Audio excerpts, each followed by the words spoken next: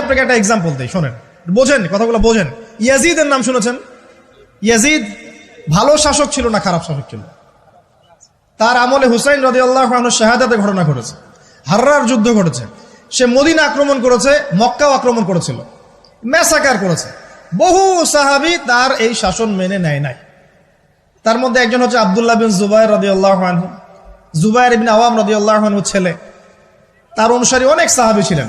আর আমাকে বলেন, ইয়াজিদ যখন মক্কা মদিনা আক্রমণ করছিল, ইয়াজিদ যখন মক্কা মদিনা আক্রমণ করছিল বা তার সেনাবাহিনীরা যখন ইমাম হুসাইনকে কারবালার প্রান্তরে শাহাদত দিচ্ছে বা আক্রমণ করছে তার সপরিবারে, এখন যে সাহাবীরা তার বিরুদ্ধে একটু অবস্থান নিয়েছে, এই সবগুলো সাহাবী কি কাফের হয়ে গেছে, তাগুত হয়ে গেছে আর খারেজি হয়ে গেছিল নাকি? তারা কি ইয়াজিদের অন্যায়ের প্রতিবাদ করার কারণে খারেজি হয়ে গেছিল নাকি?